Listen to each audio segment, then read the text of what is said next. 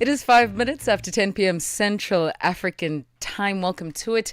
This here, 28th of August, 2025. We have to say thank you to the Africa World Hour team led by Tshepiso Magwetla. Catch her tomorrow between 9 and 10 p.m. Central African time as she keeps you abreast with all things news, not happening just in the continent, but happening across the globe. This is African Diaries. My name is Shayla Ndikumana, and I have you for the next 2 hours. And if you got some of these stories covered by Tshepiso, then you will have heard our exchange on what we will be discussing today. But if not, stay tuned. I will let you know in a short bit. I want to tell you how to tune in to the station. Find us on DSTV's 802. If not, 628 on OpenView HD. We are readily available for you on that SABC Plus app, and stream us live. Yes, if you want to see what Shayla, what Tshepiso, what Teboho, what Mateko, what everyone who is behind the mic looks like, then you head over to YouTube and Facebook and you look for the platform Channel Africa, and then you scroll through the live streams, and trust you me, you will not be disappointed. And so that is how you tune into the show. Now, what comes up on the show in the very first hour, we have an opportunity to go through the stories that have been, looking at some of the conversations hosted on Channel Africa, where we bring you that African perspective. Still in the very first hour, we are going to be touching base with the manager, the general manager at COD the Father, and his name is Leroy Awase, and he's going to be joining us, and he, in actual fact, walks us through the realities of the integration of African ingredients in Western cuisine, and how this can be a form of reclamation, and this can be a form of invention and innovation for the African landscape with respect to cuisine. And then we touch base with chef, the head chef at COD the Father. His name is Chef Albert Saidi, and he walks us through a few recipes. I'm excited. Listen, I want to learn to make some really popular cuisine, and so he's going to be helping us do that. And then we're going to quiz the two of them, because what is African Diaries without a quiz? So that's what comes your way this evening. I'd love for you to touch base with us. Let us know, how are you doing? Where you tuned in from? Find us on WhatsApp +27 63406 9126, on X, on TikTok, and on Instagram at Channel Africa 1, and on Facebook at Channel Africa Radio. Vue d'Afrique avec Joël Mouteba. Cette peur d'un point de non-retour nucléaire suffit-elle selon vous à légitimer une telle offensive, monsieur Talati? Absolument pas du tout. Cela fait plus de 30 ans que l'Israël crie haut et fort sur les toits, où il veut se faire entendre que l'Iran serait à 1 an pour obtenir l'arme nucléaire. Parfois, l'Iran serait à 6 mois, parfois l'Iran serait à 2 semaines pour obtenir son arme nucléaire. Et curieusement, jusqu'à ce jour, il n'y a toujours aucune preuve que l'Iran a obtenu cette arme nucléaire, depuis les déclarations d'Israël et de certaines puissances parfois. Vue d'Afrique, du lundi au vendredi de 15h à 16h, temps universel. Africa Speaks on African Diaries with Shayla Ndikumana.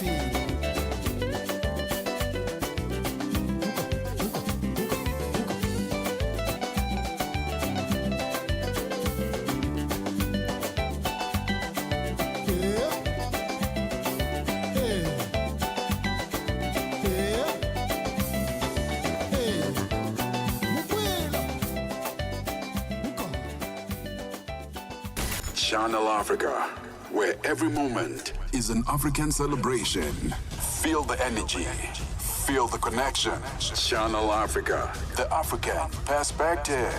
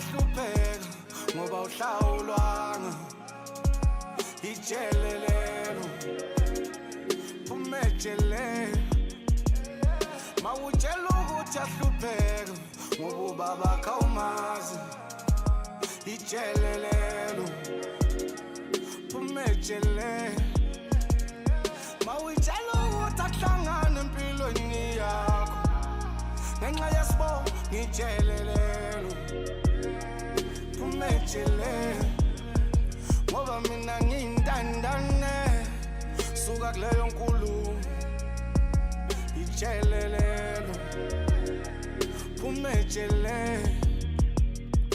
ngoba wakhipha isisu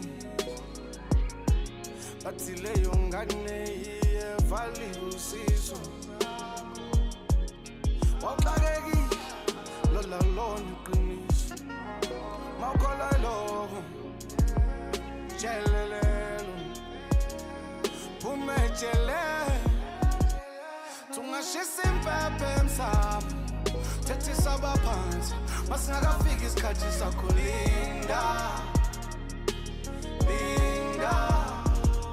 tungahlaba imbuzi uhlaba inkomo phela imfuyo esibayeni linda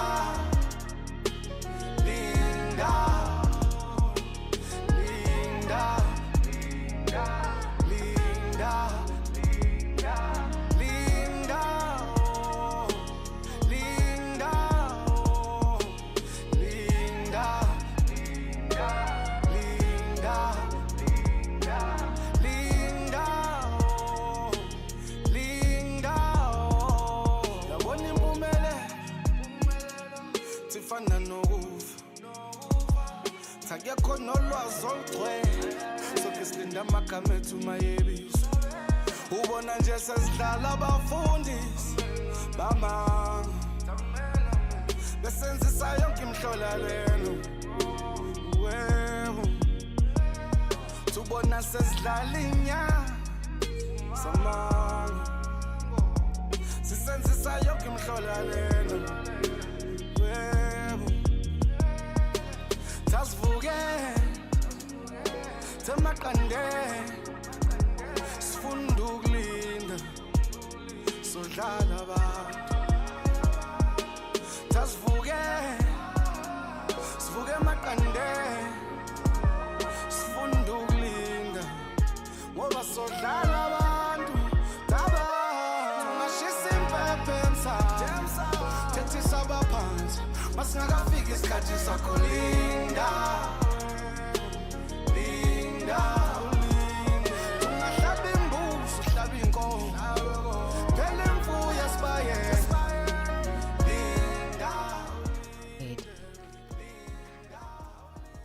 It is 19 minutes past 10 p.m. Central African time. Java, they're telling us to wait. Linda. And before that, we had beautiful music coming through. And that lovely song coming in by Seva, taking us to Gabon. If you've just joined us, welcome to it. This is African Diaries. Shayla and Dikumana keeping you company. And I'm with you all the way through to midnight in Central African time. It is the very first hour of the show, and we're going to be getting into our roundup. This is an opportunity to sort of get into the thicket of understanding what was discussed on Channel Africa through that African perspective lens. And that comes your way in a short bit. For now, a bit more music. 9 to 12 midday Central African time. On the move with Palisa Tau and Benjamin Mushata. Should influencers be expected to be impactful in society? If there is a social or societal conversation that goes up, should we be waiting eagerly to hear what the influencers have to say? They are more than just entertainers. They are thought leaders to some certain degree. They influence culture. They influence people's thought processes. They set trends. They shape opinions of people. And the sad reality is, although a lot of them don't want to accept it, I think we're getting better with them realizing that embarking in that journey and in that space comes with a certain level of responsibility. I see it differently in that, professionals are already good at their job, but there is an optionality that they might have to use the position that they hold in society to be able to deliver a message. This year you made the example of actors and actresses. So the same could apply to a sportsman. Just because someone's good at soccer doesn't mean that they have to have an influence over society from a specific standpoint. Keeping you on the know and on the move. African Diaries, weekdays, 10 till midnight.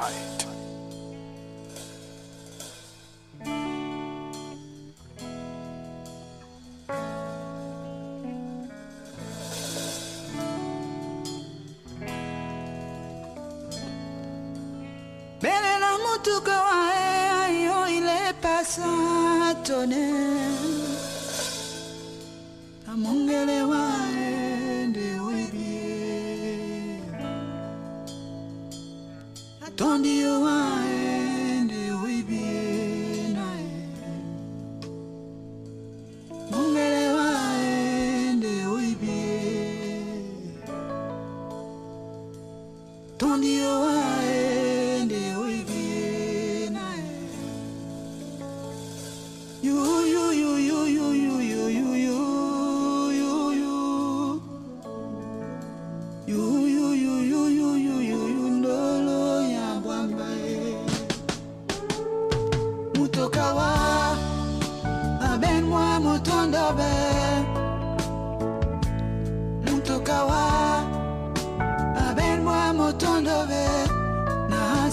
Kwese misobulo ukate jongele ndulango nasima kwese misobulo ukate jenela wanawa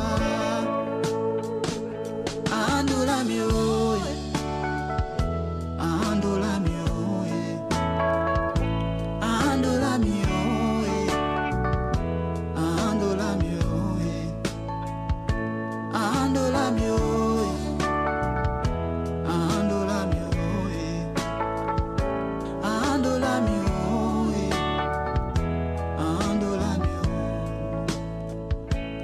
Mongele waende oibi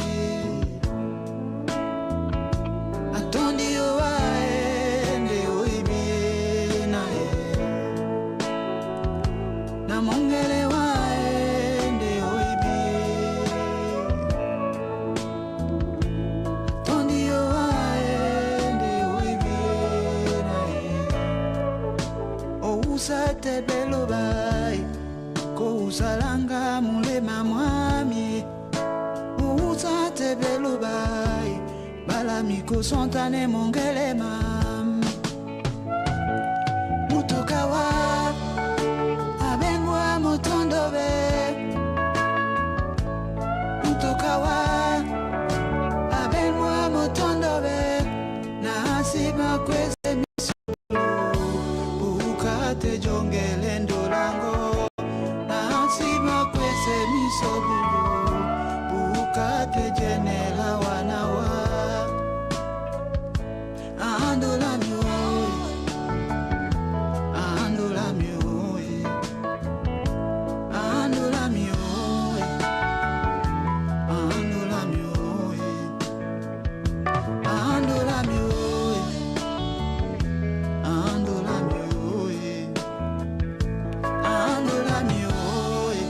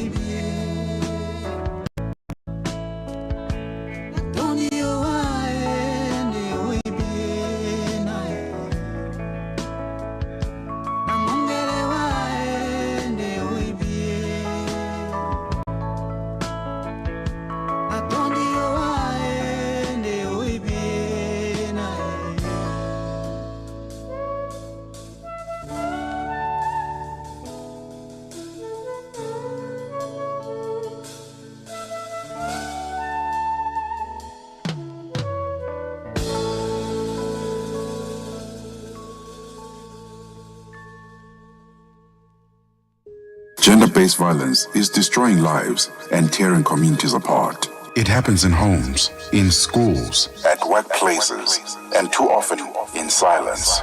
But it doesn't have to continue. If you see it, speak out. If you are hurting, reach out. Because doing nothing is not an option. Listen to all 19 SABC radio stations from Wednesday, 23rd of July for hard talk, discussions, advice, dramas, educational shows, and interviews around GBV with experts, survivors, lawmakers, and the whole country affected by gender-based violence. For all your favorite SABC radio stations, call 0800 428 428 to report abuse or get help. GBV, it ends with you. This message is brought to you by the SABC. Africa's voices, Africa's journeys. They're all on African Diaries. It is 26 minutes after 10 p.m. Central African time. What a beautiful number coming in there. And that one titled Natondioa by Ben Decker. Time for us to get into our updates, just looking at some of the conversations hosted here on Channel Africa. And we kickstart off with the Rise and Shine team, where Peter Ndoro speaks to Pierce Pagot. And he speaks to Pierce Pagot, who is a consultant with the focus group, regarding reports from Mozambique alleging that the Navy once again killed civilians traveling by boat off the coast between Macomia and Ibo districts. What we currently know about this incident and how much confidence we have in available information. Well, I think that's a good starting point, Peter, is that the quality of the information coming out of Cabo Delgado is often quite sketchy. However, the reports that have been received in relation to this incident show that a fisherman leaving one of the islands in Ibo district, which Ibo district is one of the province's 17 districts and is made up of a constellation of islands off the coastline, that traders coming from one of those islands were intercepted by a naval patrol boat. And it would appear from what we know that there was an incident in which at least 5 were killed.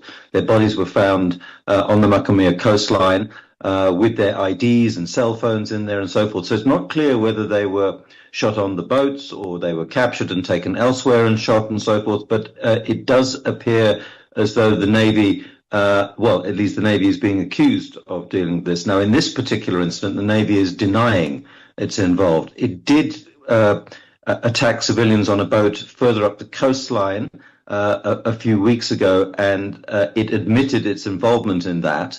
And that matter is supposedly under investigation.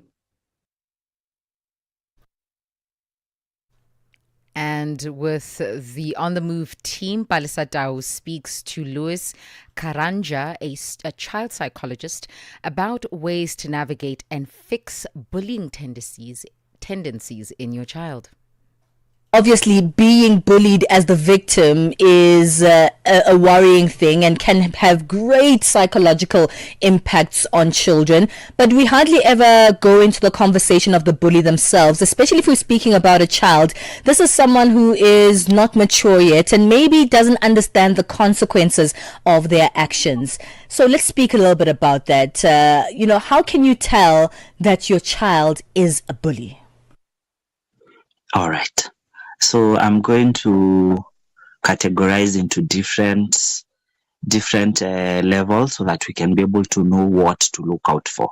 So one thing is in terms of their behavior, because it's when you're a parent, when you're a teacher, it's very easy for you to identify whenever a child is doing wrong or whenever their behavior has changed. So that child who is a bully will be aggressive towards their other, especially to their peers, their siblings back at home, and even adults.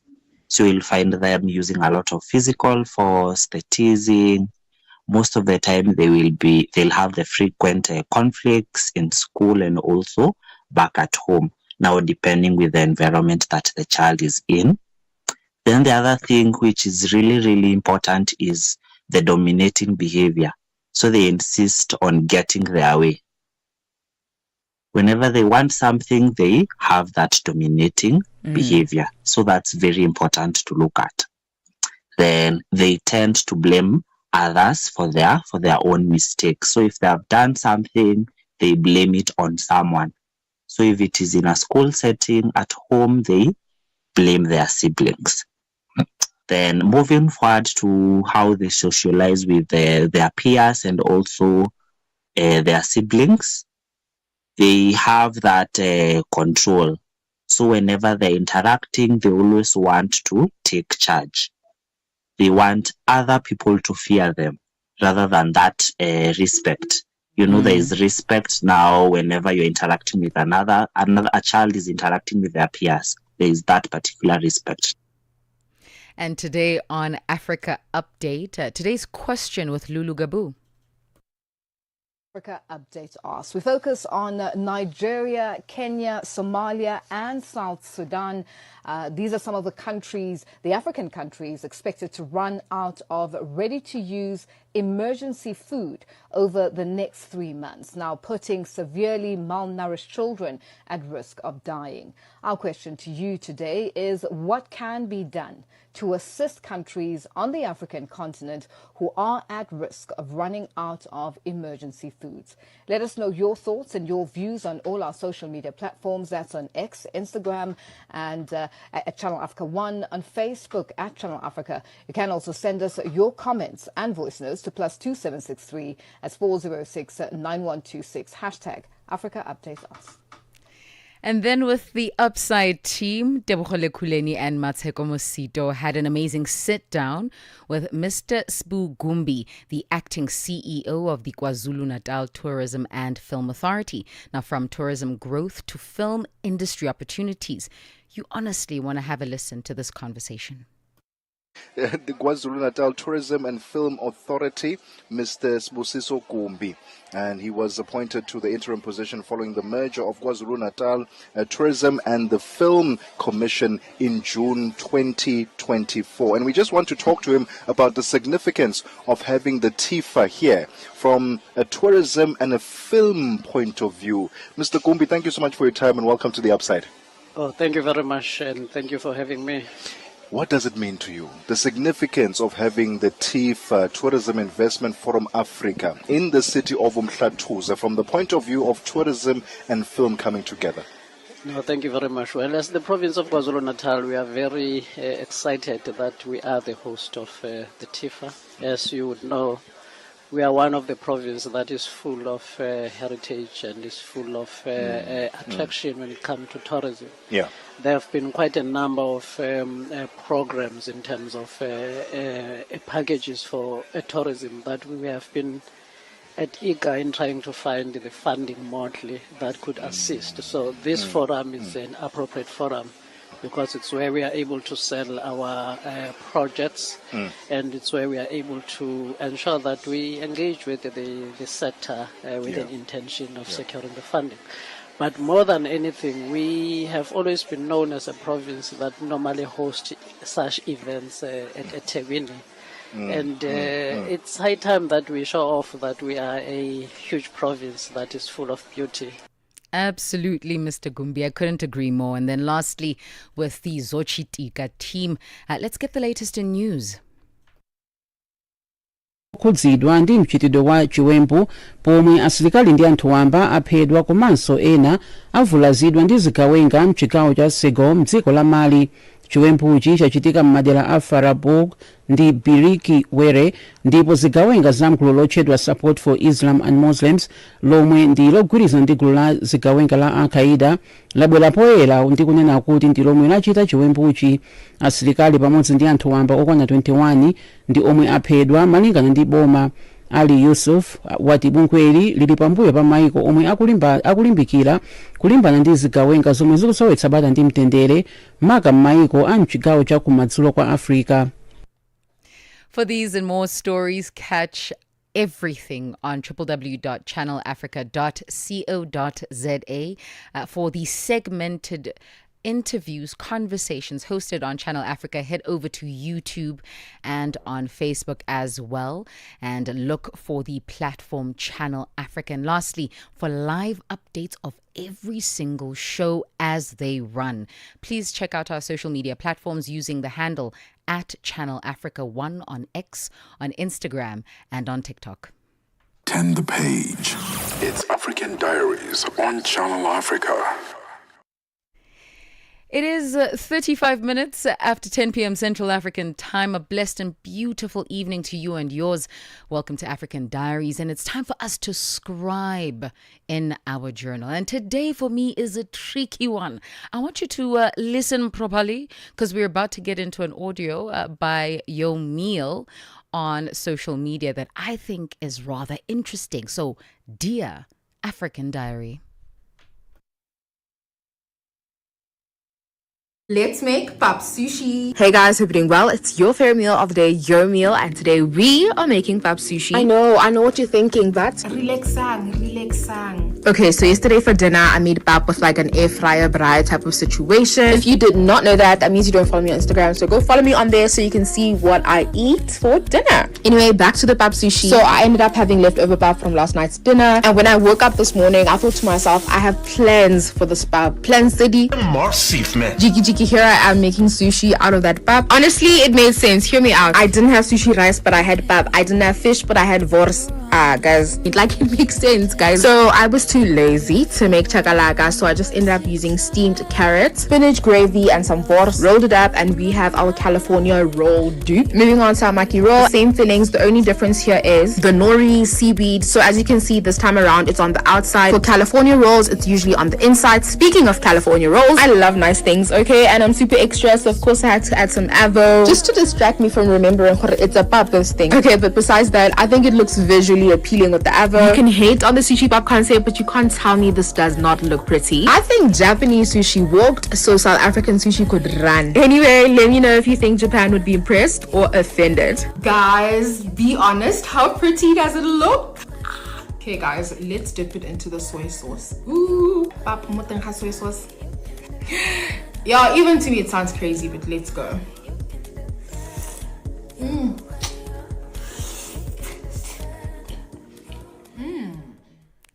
Yo Meal seems to be rather pleased with her making. I know that she ends off by saying that the only thing that bothered her was the cold pap, because she's used to piping hot pap, and that's what she would feast on. However, this version is a bit of an interesting one she'd need to warm up to. My question to you is this potentially a reclamation of identity through storytelling in food? I say this because food isn't just what we eat. It tells stories of where we once were, of where we are going, of who we are now. And could it be that Africans are reclaiming their narrative through this particular kind of storytelling, that is through cuisine? Listen, I'd love to hear from you this evening. Find us on WhatsApp, +27 6340 9126. Coming up next, we're going to be looking at the stories told through restaurants. And we do this with the general manager at Codfather, who has over 15 years of experience in the hospitality industry. That is Leroy Awasi. And joining us will also be the head chef as well. That is Chef Albert Saidi. And together they pair up to give us an understanding of whether or not we are seeing this reclamation process happening across the continent and across the restauranting industry. And so that comes your way. Again, if you want to reach out to us, find us on TikTok, on Instagram, and on X at Channel Africa 1, and on WhatsApp, because I'd love to hear from you. +27 6340 9126. África. Conhece o Ntivani? Sou eu. Ntivani é o amante da música de corpo e alma. Eu amo música africana. Ele aprecia todos os tipos de melodias e passa os seus dias a ouvir a Channel Africa. Okay. Adivinha só, a Channel Africa quer ajudar o Ntivani e os amantes da música em todo o lado a descobrir ainda mais música incrível. Por isso, a Channel Africa está a convocar artistas africanos a submeterem as suas músicas. músicos. Lembrem-se de nos dar todas as informações relevantes no music@channelafrica.co.za. As submissões são a vossa oportunidade de ser ouvidos, mas não garantem inclusão na lista. Todas as submissões serão cuidadosamente analisadas para verificar se cumprem os requisitos da nossa estação. Canal África, a perspectiva africana. From Cape to Cairo, every beat tells a story. It's African Diaries on Channel Africa. My money, my body, now your own. It's OVO, body.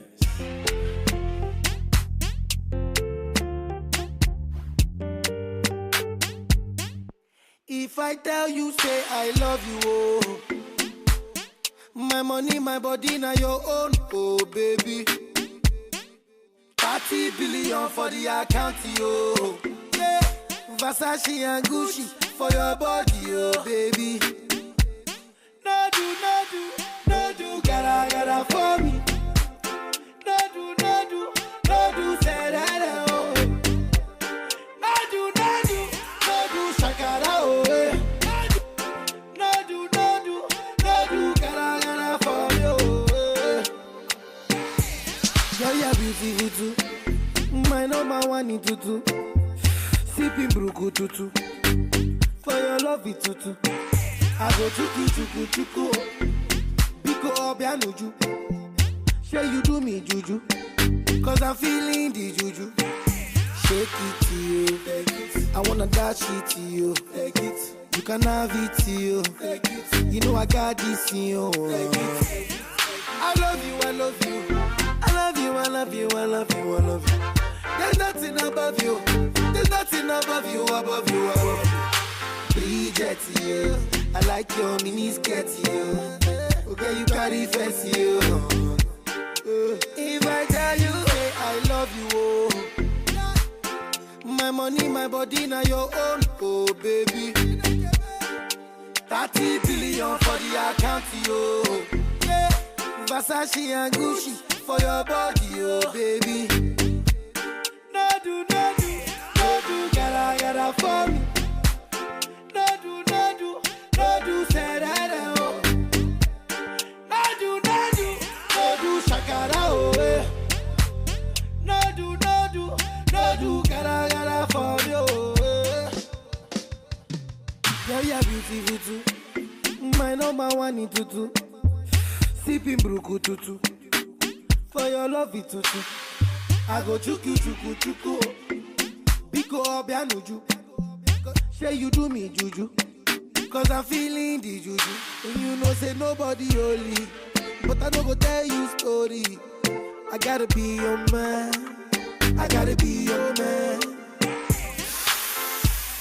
Let me talk to you. Say a few things. Girl, I'm feeling you. But it's up to you. Say you don't want that, yes. I love you. There's nothing above you. Above you. Bridget, you. I like your mini skirt, you. Okay, you carry fancy, you. If I tell you, say I love you, oh. My money, my body, now your own, oh baby. 30 billion for the account, yo. Yeah. Versace and Gucci for your body, oh baby. No do, gotta for me. No do, say that, oh. No do, shakara, oh. No do, gotta for you. Your favorite boy, Techno, on the beat. Mix monster.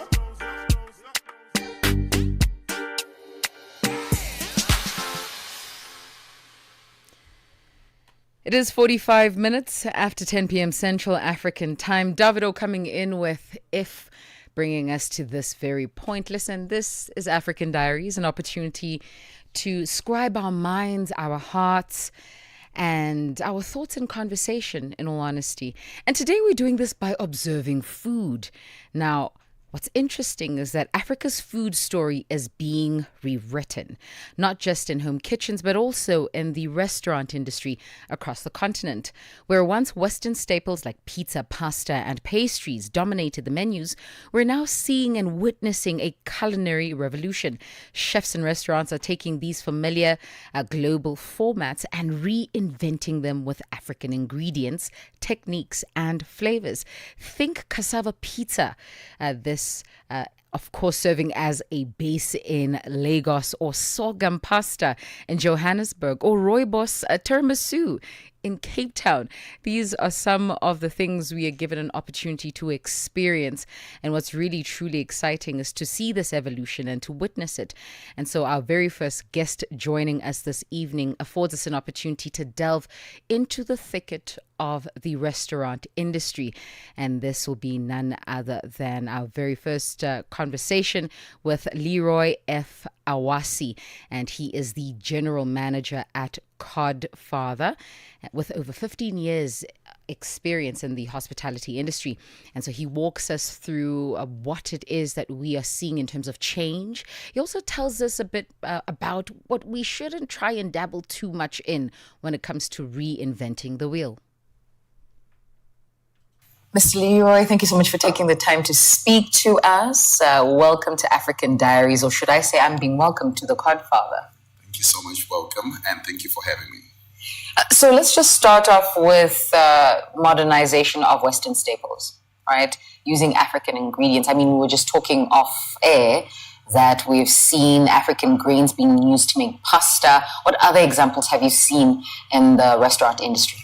Okay, so I've seen the pizza made out of cassava. I've seen the pasta.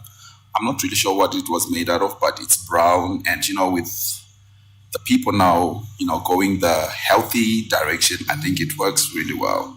So I think, yeah. And so when you look at the context of the cuisines industry, specifically restaurants in the African context, are we willing to receive these adaptations, or are we still sort of stuck to that Western cuisine as the end-all be-all? Because at some point it was true, wasn't it? It was really true, but looking at us at the Codfather, I think we are slowly moving that direction because, funny enough, we serve fresh seafood and we have customers that request seafood and pap, morogo, and we're still flexible enough to offer. So Gauteng is landlocked, right? How are we getting this fresh seafood? Well, how are we managing that interaction? Okay, it's a question that I get all the time. So we have suppliers in Cape Town, we have suppliers in Muscle Bay, and every night, every morning, they're on their phones. We've got so much of certain type of seafood, and that time they contact us. They contact the people on the shore while they are still on the sea. Then the people on the shore will contact us and will place our orders. As soon as they get to the shore, they'll ship the seafood straight to Johannesburg. So we get it fresh almost every second day. And with seafood, the only thing that you do, you keep it in ice. You don't freeze it. Just keep it in ice. You keep it fresh. And how long would it stay fresh for? If you keep it in ice, it stays fresh for like a week. Yes. That means a lot of ice for the platform, because you specialize in seafood, no? Yeah, we do specialize in seafood. Like, I think when you walk in, there is a fish display, which we are known for. So, as you can see, there is a lot of crushed ice there. Our storage, it's full of ice. So, to keep it fresh, to keep it, actually healthy for consumption, it needs to be kept in ice. So there is a lot of ice that we use. We've got our ice machines running 24/7. Sure. So, yeah. Let's talk about some of these successful examples of Africanized global dishes. I mean, you said that there are people who are requesting that stiff porridge with seafood. What else can be seen as this dish that everybody loves, specifically from the Godfather, or even across the restaurant space, where you're seeing a lot of restaurateurs come together to say, we should be making that because people love it? Okay. So for us as the Godfather, we haven't really, created something African, but I've seen even on social media, there's Mokhodo Monday. People are making scope on in restaurants, and yeah. So as the thing, I think what actually minimize the ground for us is we mainly specialize with seafood. Yeah. So, and also with everybody doing Mokhodo Monday, and we've always been, a unique type of restaurant. So we don't want to do what everybody is doing. Yeah. Let's talk about the flip side. So we're talking about success stories of people Africanizing global dishes. What are some of the dishes where you're like, no, man, you cannot.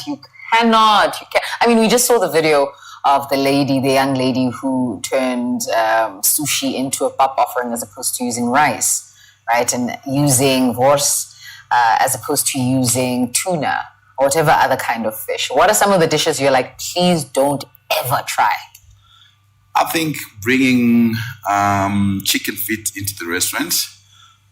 Yeah, with the chicken feet, I'm not saying there's anything wrong with the chicken feet, but with the chicken feet, you want to grab it with your hands. You want to eat, you want to have the bones, taste all the juices from the bones. And inside the restaurant, I think it's a little bit now for me. But wings are the same, no? You can't be using a fork and knife with your wings. You want to grab your wings, you want to eat. Some people go as far as chewing on the bone. Isn't it the same thing? But remember the chicken feet there in the stew. So the dripping and everything. So I don't know. But with the chicken wings, they're on the finger food side. So, they are known for being taken using your hands. Then we always provide wet wipes, serviettes, and but with the chicken feet, imagine all the soup dripping down your hands. And what if we changed it? What if we made it chicken feet as part of those finger foods? We grilled it or we fried it, or we put it in a crust of kinds. Would you accept that? One thing about culinary industry, it's cooking, but people tend to forget that it's art. So, as chefs are very creative. They can create something amazing with the chicken feet. I don't disagree with that. And if something is really good, we can really, really, really make use of it in the culinary industry. But at the moment, with the recipes that we've been getting, it's a little bit a no for me. Let's talk about that exact thing. Chefs are creative. This is not just about eating food. It's an art. It's a science, right? How do you balance authenticity and creativity while maintaining the integrity of the dish? Okay, so mainly it's all about thinking out of the box. It's all about using your recipes correctly.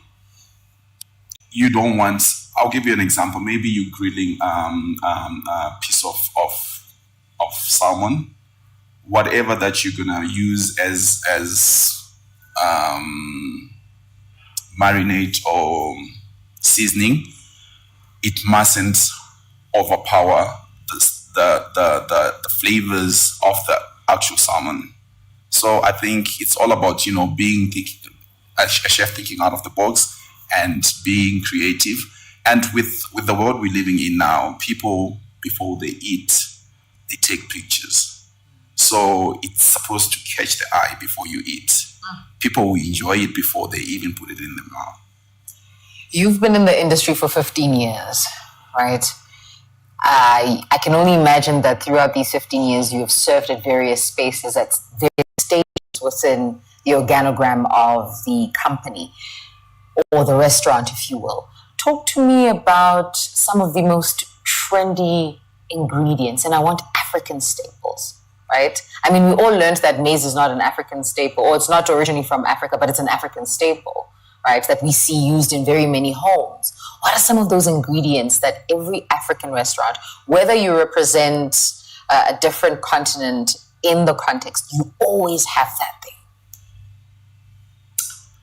Okay, I'm not really sure where it originated from, but as Africans, we always want to have our dish with a little bit of chili. So I think chili is our thing, and every dish, even now on sushi, people add chili, people add jalapenos, people add, you call them, they Japanese, but it's spicy, they call it 7 spice, and to add that hotness in food. I think as African, we love hot food. Sure. In terms of just keeping creative, do you think that there's a danger of African cuisine only being seen as a fusion and not necessarily occupying its space in the African continent? Because I say this, when I think of restaurants, top of mind isn't necessarily Mama Mang Mang's place, you know? You're thinking these reputable brands, and we're not going to mention brands, but you are not thinking top of mind African. African almost feels like an add-on, an addition. Do you think that that's dangerous for the African industry specifically? Or do you think it's smart of us to continue with the trend so that we can meet global standards as per suggested? I would say one thing we mustn't do is to forget our roots. At the end of the day, we're still Africans. We still need to have our own food, and we need to keep that. And I think African food, it's a little bit struggling to be recognized fully in Africa, in restaurants. But if you go overseas, you will find Nigerian restaurants, you will find Kenyan restaurants, you even find South African restaurants, which is very funny. And for us, nowadays, I see there's some, African food restaurants, which is very good. We're coming in slowly, but yeah, I think we need to do more of that. Let's talk about that very point you made, that we are sort of struggling to take up space. So maybe it's not space that we need to occupy. Maybe it's just more ingredients. Do you think that in the next 5 or 10 years, we will see grains such as sorghum, millet, or foino replacing rice as staples in restaurants, particularly in the African context? I think we are going to have a lot of that. I've been seeing like quite a few of restaurants in Harare on social media, whereby they serve brown pap, they serve Morocco with peanut butter, and they serve those hard body chicken. Yeah. So I think it's coming in slowly, and in the next 5 years, we just need to put our minds into it so that, we keep our heritages Africans. Let's shift into a different sphere, just talking about sustainability. Conversations on sustainability, specifically linked to climate resilience, has been at the forefront of not just the culinary arts, but every other industry, because this is the preservation of human existence, right? And so how do you see this movement specific to climate resistance crops and future-proofing menus? How do you see that integrating into the future? How do we have a better ecosystem and still enjoy the food we love and still integrate the things that speak to our heritage? It's a very, very, very difficult one. But I'll tell you now, us at the Godfather, we're mainly known for seafood. Our food, our fish comes from the ocean. And we playing our part. And by saying so, we use biodegradable takeaway containers. We use biodegradable straws. We use biodegradable serviettes. And I think we need to educate our people more for us to find ourselves having the same ecosystem, same environment that's safe in the next 15, 20 years. I think education is lacking when it comes to that.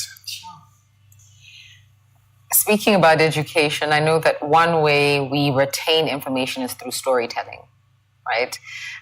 From your experience, do you think African diners value food storytelling? And I'm asking this because this is an opportunity for us to preserve culture. Right? Do you think we value that? And if so, what stories are we telling? Okay, I think we do value that. My apologies, me being here at the Godfather, I'm going to be telling a little bit of Godfather stories. So I joined the company back in 2017. And back in the days, there was a Godfather in Rivonia. That was the first one. And when I get guests in the restaurant that used to go to that old Godfather, they always come and tell the story. They always come and tell me how my boss started the restaurant. Because how it started, it was like fish market. Other customers suggested that, how about you grow the fish for us? Then we take it home grilled already. And with them waiting for fish, the next person comes, sits, they're deep in conversations. And the other one ended up, having their fish there. That's when the whole idea of the restaurant started. So I think storytelling it's a good thing, it's a big thing.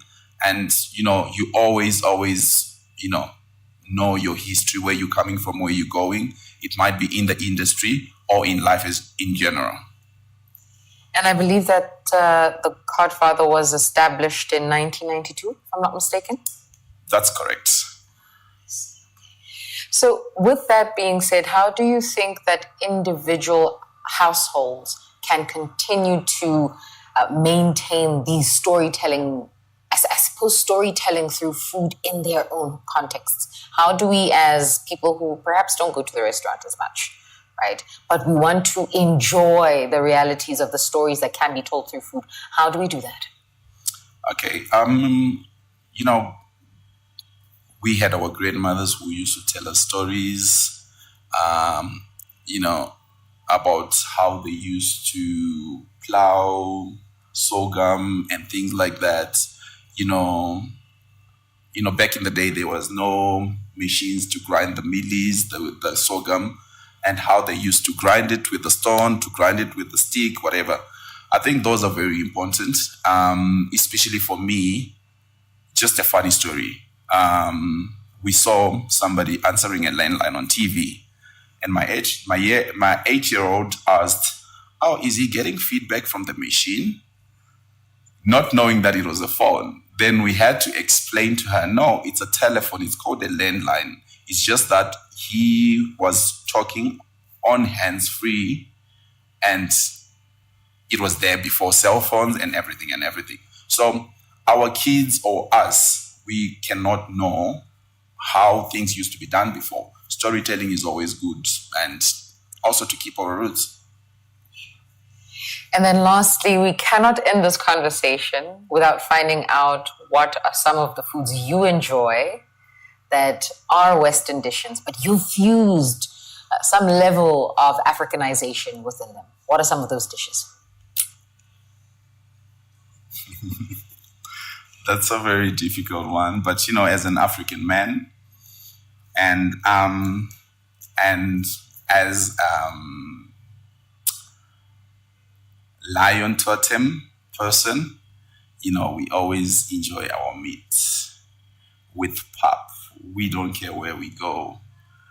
Even if it means we go to France and they offer us, we dig in there. Doesn't it bother you when the pap is not made right? It does, eh?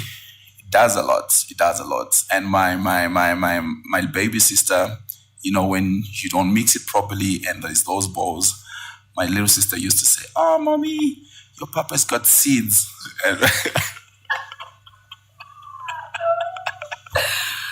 Oh, goodness, Mr. Leroy. Thank you so much for joining us this afternoon. No, thank you so much for having me. It was a pleasure. 5 minutes after 11 p.m. Central African time.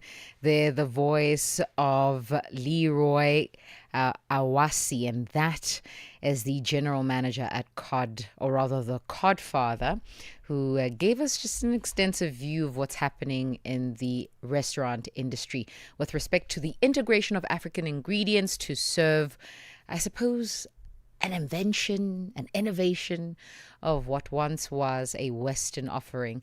And I think if I'm to ask you the question, are you ready for that change? I want to hear from you this evening. Find us on WhatsApp. The number is +27 6340 69126. 5 minutes after 11 p.m. Central African time. A bit of music, and then we touch base with Chef Albert, who will be helping us make a dish or two. So if you're saying, Shayla, listen, I don't understand how you're telling me about food, but you're not telling me how to make these foods, that comes up next. Africa's very own think tank. This is Channel Africa Online. www.channelafrica.co.za.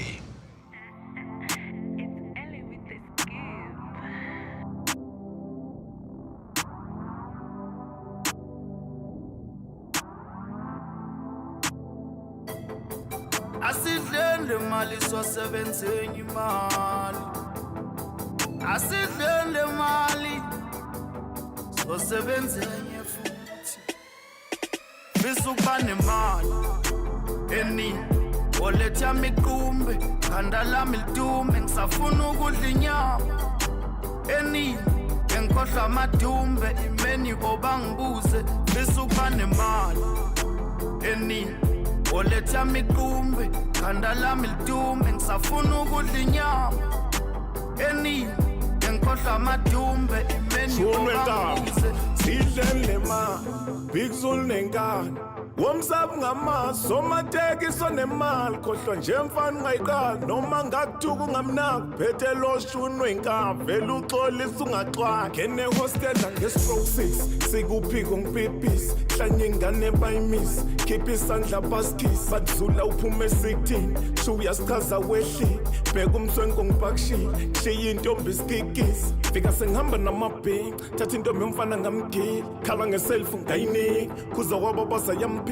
Yamnikeza ifoni yashaya iphitsha. Beba unehaba mani hayiqini, beka ubrenda udala uyabizi. Yangena emotweni intombi yamshiya. Bisukuba nemali eningi.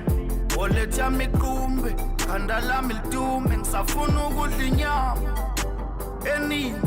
Ngikhohlwa amadumbe, imeni obangibuze, bisukuba nemali eningi. Oletha miqumbe, khanda lami lidume, ngisafuna ukudla inyama eningi. Ngikhohlwa amadumbe, imeni obangibuze. Okay, let's do it like this. I need money trees and summer breeze. Lot of cheese, Louis V's and double G's. Overseas with Tuli P's and Auntie B's. Black cars with credit limits that's guaranteed. Man, I thank the Lord all my brothers is all ending. Let's throw a party, my brothers, it's all on me. Follow me, follow me. Cause Ferraris and Lambos is all I see. Combination just landed from Italy. Cottonitas and bingers and VIP. It's all on me, it's all on me. Bisukuba nemali eningi. Oletha miqumbe, khanda lami lidume, ngisafuna ukudla inyama eningi. Ngikhohlwa amadumbe, imeni obangibuze, bisukuba nemali eningi. Oletha miqumbe, khanda lami lidume, ngisafuna ukudla inyama eningi. Ngikhohlwa amadumbe, imeni obangibuze. Bisukuba nemali, ngitakwe ngalala. Umfazi ngamnaki, mayefoni ngayibamba.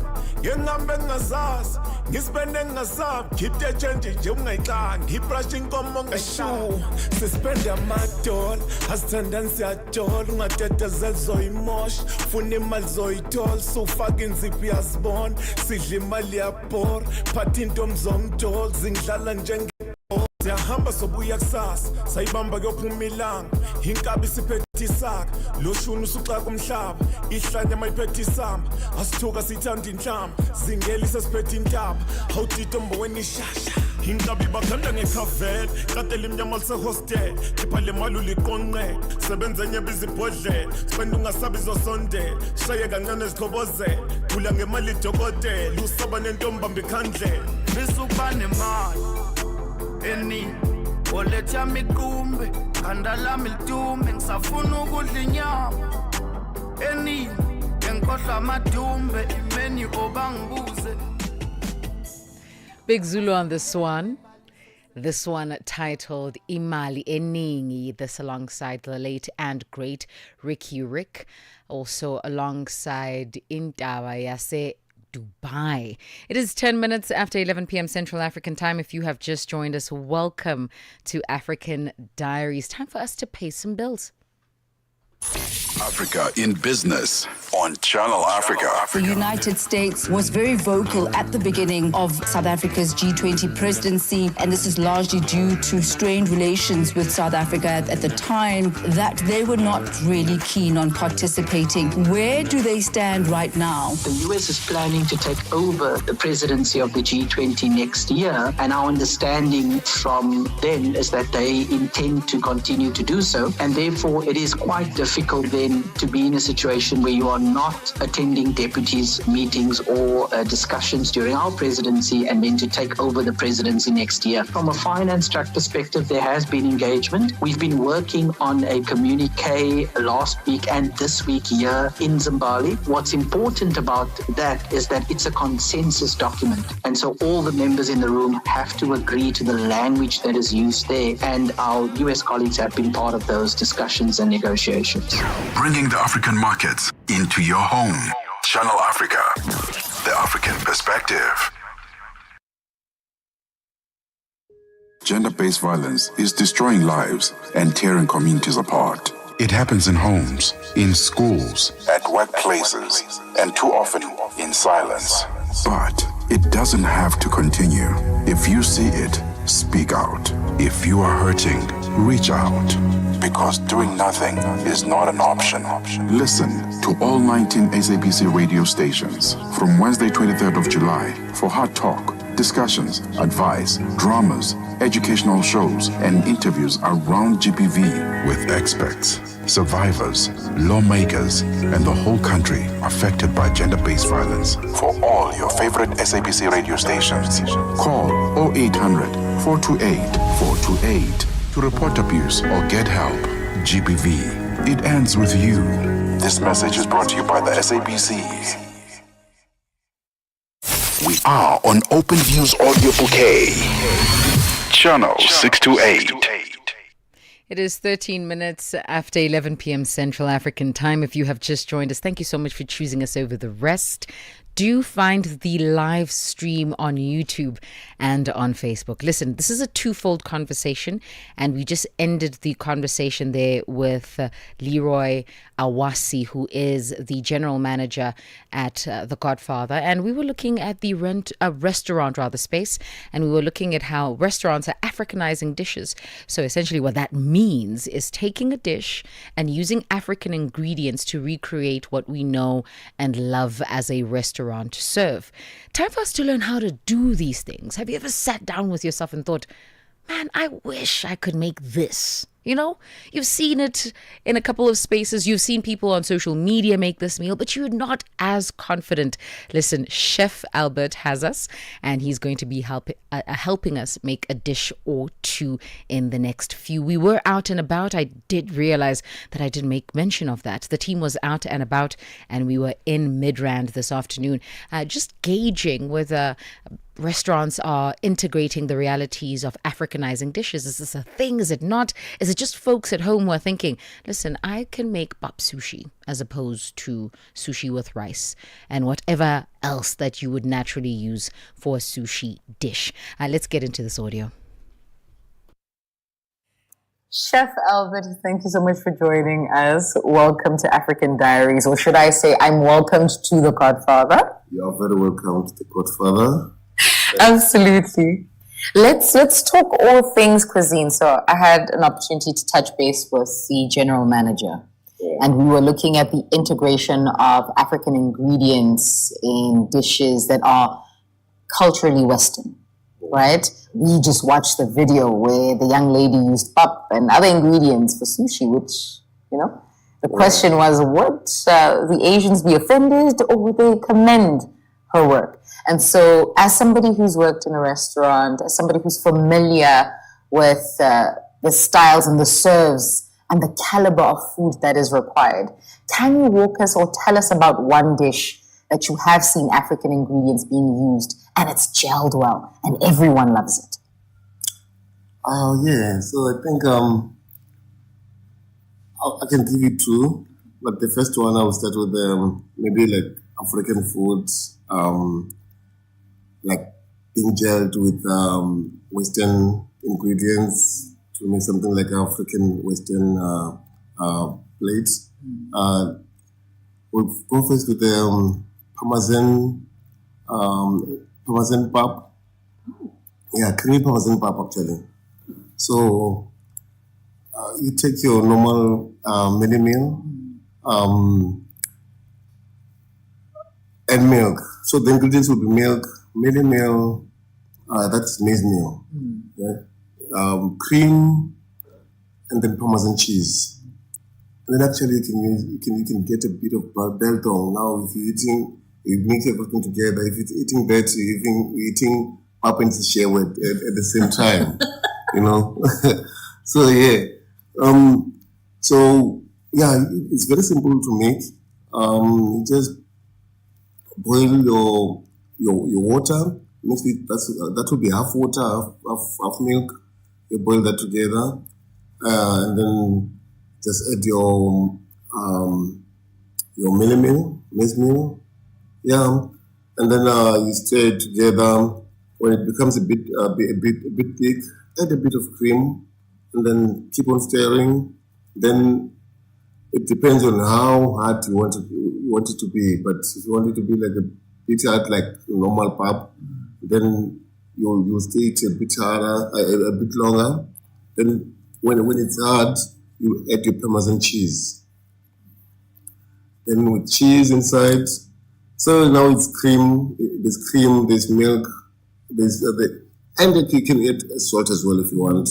But then biltong, which was grounded biltong, you can chuck it inside, and then keep on cooking.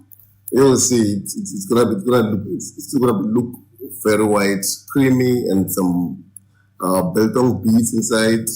When you eat it, wow, it's really, really something else. Isn't that the same as Italian polenta? Same as that, but polenta, yes, but then we're using our own maize meal. Okay. All right. I want to say I'm going to try it, but I'm a bit skeptical at the moment. So when I do try it, I'll come back and I'll look for you and I will tell you how it tasted. You can always give me a call and ask me, hey, I'm a bit stuck. How do I move on? And I'll help you with the phone. Secondly, you said you have 2 meals for us, right? Yeah. Talk to me about the second. Okay, so the second actually will be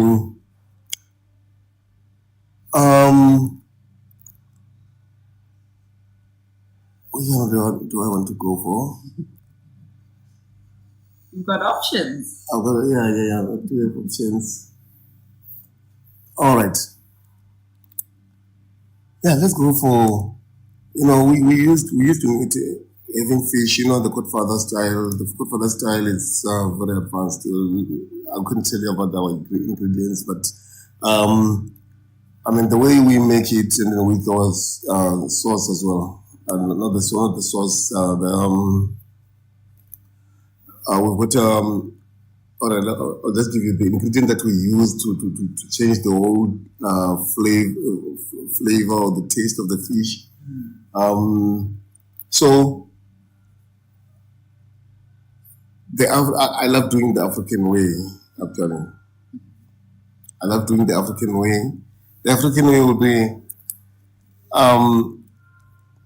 you get your fish cleaned nicely, Cards. You can cut it into pieces. Chuck it in the pan. So heat your oil first. Chuck it in the pan. Your ingredients, which is green pepper, your thyme. I like that one is with thyme. Mostly we don't go for thyme when we do your fish, but green pepper, thyme, and rosemary, and tomato. So I'm doing gravy and fried fish at the same time. So just when my fish is about to be done, because it's very quick to be well done. You add in your green pepper, thyme, your tomato, fry it on the side, and then you can get it with a spoon. As yes, on your fish. Yeah, it goes well with a bit of chili. Like Nigerians love that actually, and a bit of chili. So before you take it out, just cover it a bit in a pan. I'm talking something that you can do at home, not only in a restaurant. At home, in a nice open pan, cover it a bit so that it's got steam inside.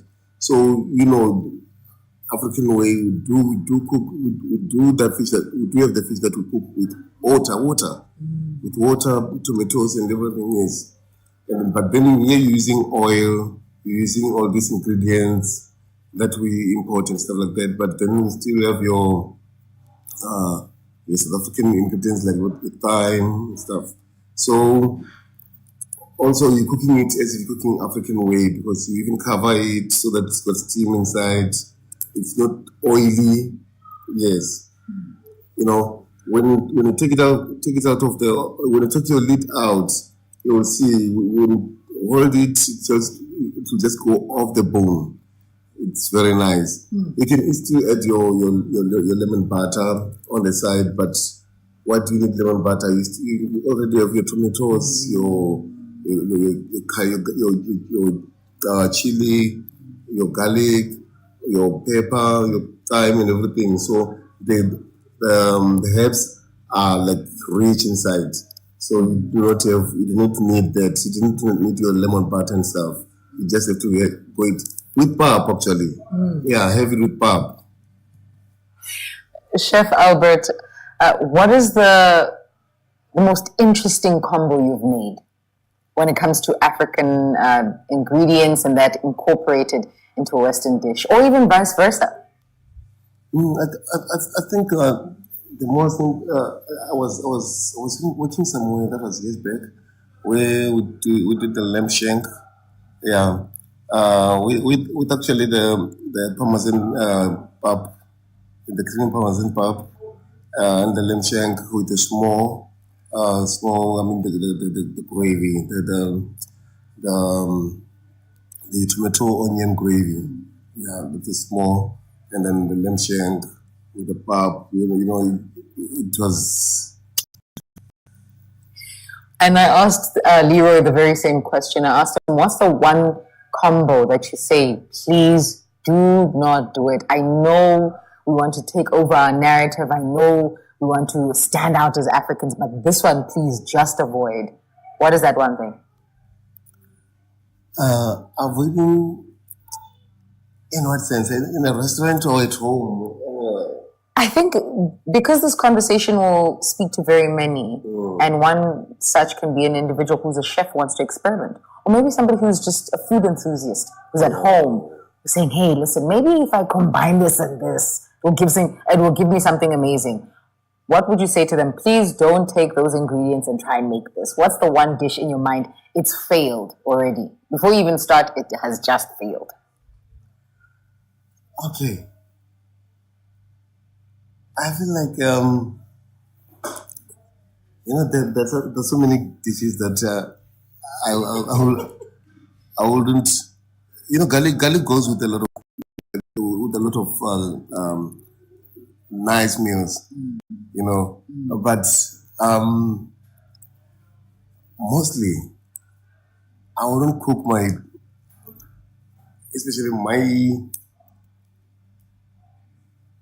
when doing pork. I hate pork and garlic are not friends. You know, pork and garlic are not friends. So I wouldn't use pork on garlic on my pork. That I won't. What's wrong with garlic on? Some people feel like it works. You know, pork is good. It's smell, and then there is garlic on the other side, and then those two smell I think are the bit of enemies, and also the garlic itself, the pork itself, with the fat and everything, and then mixing with the garlic, and then I just feel I don't feel garlic with garlic and pork actually. I just don't feel them. Yes, I can have my beef with garlic and chicken, garlic and everything, but pork, I've tried it. I just feel like the taste goes south. And lastly, Chef, as food enthusiasts and people who don't have the liberty of practicing the culinary arts, what are 3 ingredients that you tell them you must always have this in your house? Okay, garlic as well. Garlic is one of my favorite actually. Yeah. Garlic, first ingredient, olive oil. Yes. It's a must. And then black pepper. Chef Albert, this has been a pleasure. Thank you so much for giving us time in your busy day. We appreciate it. I really appreciate you stepping by. Thank you very much. Africa Speaks on African Diaries with Shayla Ndikumana. All right, gentlemen, this is very simple, right? I'm going to ask you 5 questions, true or false questions, right? We need to stand together as a house that is together, right? It's a house divided does not conquer, and you both need to agree on either it being true or false. So question number 1, the waffle iron was first invented in Africa. True or false? Are we saying that together, Chef Albert? False. False. False. Why? Given the word waffle, so Absolutely correct. It is false. It is very, very false. Okay, question number 2, or rather statement number 2. Ethiopia's teff grain used in injera is now being turned into pasta that resembles Italian spaghetti. True or false?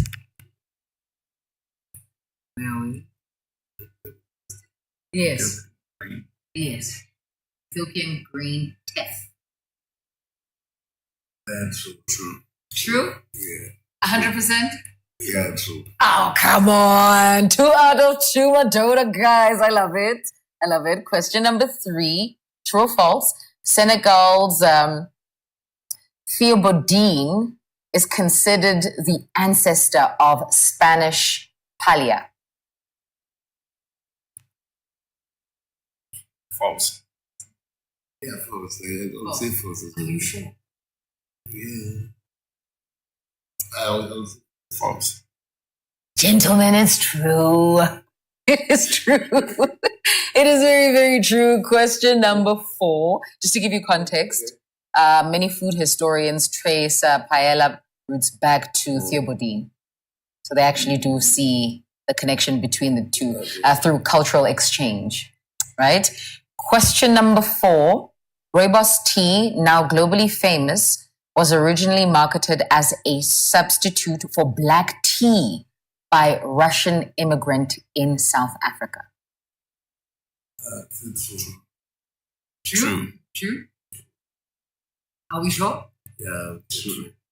Well, you are right. In 1904, Benjamin Ginsberg commercialized rooibos tea as a caffeine-free drink, of course, for an alternative for black tea.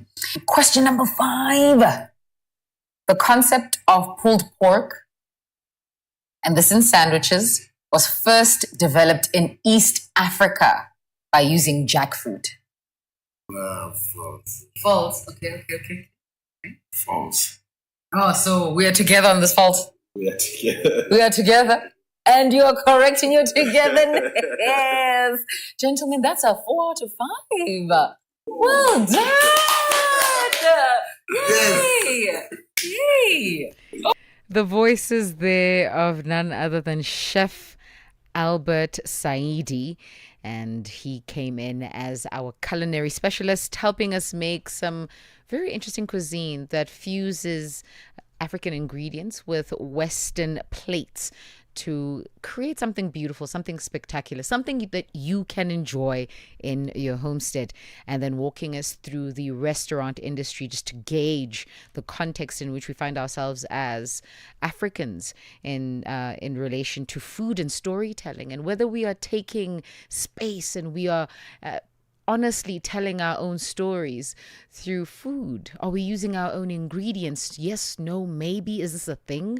And so that was the voice of Leroy Awasi, who is the general manager at Codfather Johannesburg. Listen, 29 minutes before the show comes to an end, if you've just joined us, I'd love to hear from you. In actual fact, the question is, have you become creative in the kitchen? Have you found yourself making things that perhaps fuses African ingredients in a Western plate that you were once inspired by? You said, listen, Shayla, I know that my grandmother used to make X, but I think it would go well with Y. I'm going to tell you some of the most interesting finds across the continent, and then I'm going to tell you what my friend does. And the reason I'm telling you about my friend is because my friend is very peculiar. And she loves experimenting in the kitchen. And so she has made some very interesting combos that I honestly wouldn't take to the world, but she is pleased with the things she does. And so I'll be sharing some of her plates, if you will, her dishes, if you will, with you. That comes up in a bit. For now, we get some music. Africa's heart beats one story at a time on African Diaries with Shayla.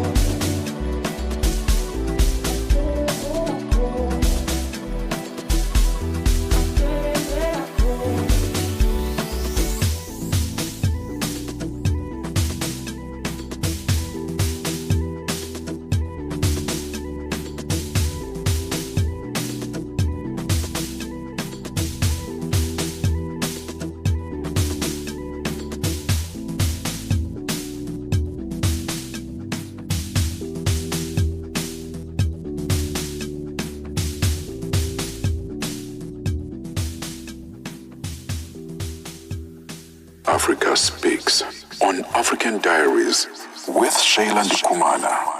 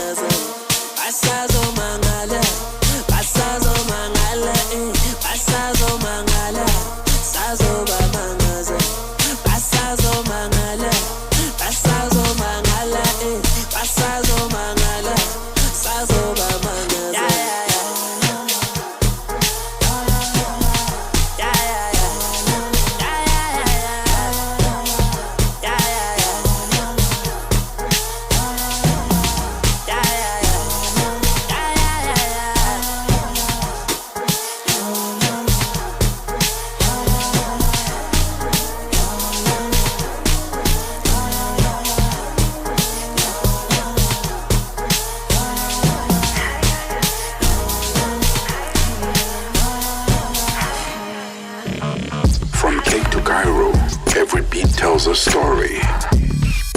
It's African Diaries on Channel Africa.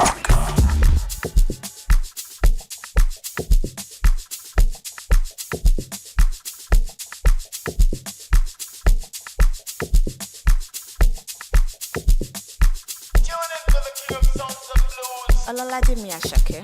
Una kasungbala ja no dey waste time, oh nah. Me I want fire bazooka, oh nah. Mr. Money no dey waste time, Mr. Money want to ease your mind. Say baby don't find no dey too shine, unaka. Show why me ni. Mr. Money no dey waste time, Mr. Money want to ease your mind. Hello, you carry back a lot of filo. I'ma check a phone no go dey ghost you. Ready to pay what 10 kilo. Kumatingaza, Shina say your falapa. Agata from Osaka funi bulala. Nishe lo japa. Omo ajebota ni be mega pa. I don't like the nonsense we are bota. Nishe lo japa. Omo ajebota ni be mega pa. I don't like the nonsense we are bota.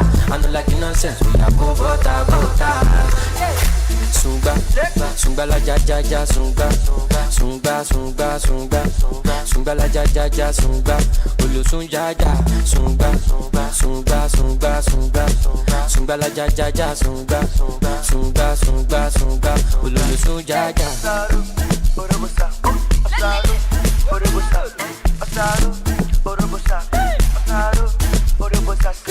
Mr. Money with the vibe right now. Mr. Money with the vibe right now. Mr. Money with the vibe right now. Mr. Money with the vibe right now. Tell me what you see when you look at me. Sungbala jako machubadi. My problem is I too sabi. Pop Marley for the pool party. Agata oya dakbada. So you dey wine me, you know see Uba oya gbokada. Shop anka, you go shop gada. Ele Sungbala ja sumba. Carry your matter for head like Oshuka. VVS is on my neck, zero fuka. You dey puka, see give me shuka. Cause you know you carry, you give me super. Ele sunga. Oya timo bata biti konga. Hello, you carry back a lot of filo. I'ma check a phone no go dey ghost you.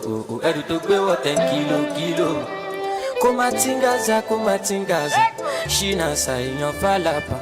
Agata from Osaka funi bulala. Nishe lo japa.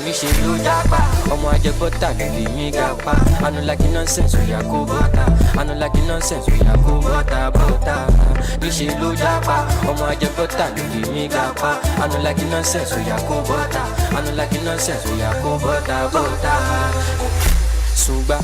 Sunga la ja sunga la ja sunga ulu sunga la ja sunga ulu sunga. Give me shuka, cause you know you carry, you give me super. Ele sunga. Oya timo bata biti konga. Uluwa bona.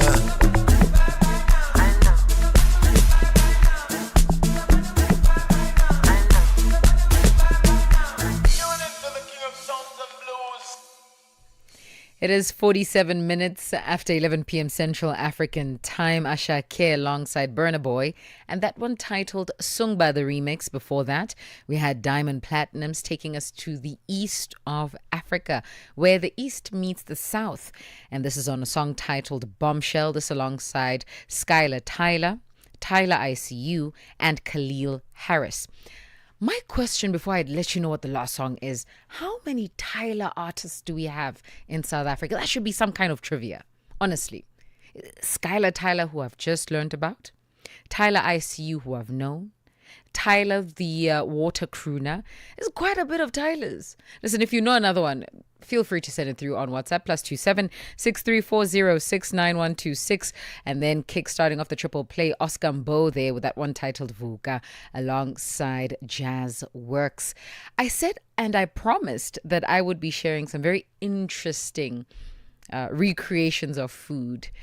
And I would be sharing some of my friends' recipes. Now, I don't think I can share the recipe in detail, but I can tell you what the end product will be. So I'm also not going to be making mention of my friend's name because I also don't want to put them on blast like that. So let's call my friend Sandy. Sandy believes that in the place of a tortilla, in the place of a roti, what you can do is make some stiff porridge, also known as pap, and then take that pap and scoop it out, but leave just a bit in the pot, right? And then leave the temperature of the stove at a minimum. When I say if you've got a scale of 1:6, leave it at scale 2. And let it simmer for a while. That crust at the bottom and on the sides of the pot will begin to harden, but not to the extent where it cracks, right? Do not do that to it. Let it harden and then fill that with whatever filling, whatever stuffing, wrap it up, and that can be a wrap. I looked at my friend and I said, I don't know if this is working for anyone. But she claims that it works and it's delicious and it's tasty and she absolutely loves it. She also has a tendency of using some very interesting kinds of meat in wraps that everybody goes, listen, my darling, this does not belong.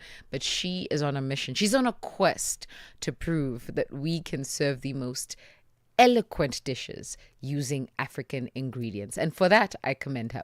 It is 10 minutes before the show comes to an end. Before we touch base with Morris Touch, let's pay some bills.